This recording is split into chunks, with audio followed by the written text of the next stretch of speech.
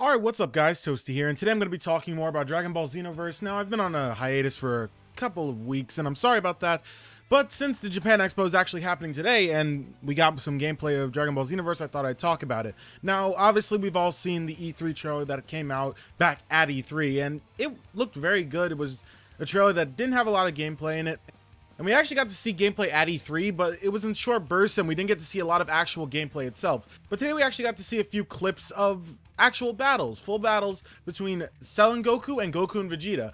Now, before I actually start talking about the gameplay, we all should keep in mind that this is an early build of the game. Development is still in progress, and they could still change a lot. So the game is obviously not going to be exactly like this when it comes out. Although, I do have some criticisms.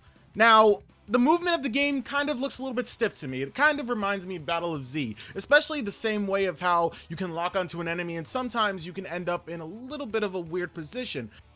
As you can see in the videos, sometimes characters would actually be looking downwards, or they'd be facing a very weird position in flight, and that was also a problem in Battle of Z. People got very disorientated because of how you would end up actually being positioned while in flight, and this seems to have the exact same problem. I don't know if they're going to be able to fix this by launch. Hopefully they will be able to, but as of right now, the flight seems very annoying to actually play in. But as I said before, this is an early build of the game, but still, it is a problem and it should be addressed. Next, the actual map seems to actually be destructible, sort of along the lines of the Budokai Tenkaichi series and Raging Blast. Like, the map is somewhat destroyable, but not the entire map is destroyable. So that's good.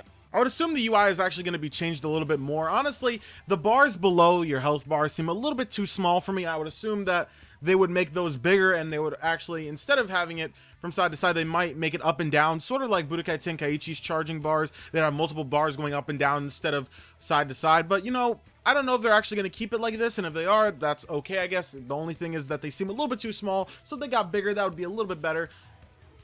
As I said before, the battle system to me looks very, very stiff. It actually really reminds me of Battle of Z, instead of actually looking a lot more like Raging Blast. Honestly, I don't like the lock-on marker as well. Honestly, this only should be a thing in multiple battles where you have 2v2 like we saw is actually going to be in the game. But honestly, 1v1, I don't think that this is needed. I think that they could take this out, or even at least if someone needs it, then they could just use it as an option. Like if you want the cursor there, then you can keep the cursor there. But if you don't want the cursor in 1v1s, then you could just take it out, because the cursor in a 1v1 seems very ridiculous. Because in a 2v2, you would obviously want to know who you're actually locked on, but in a 1v1, you already know who you're locked on, so you don't really need the cursor there. It's very annoying, and honestly, I just hope that they change it.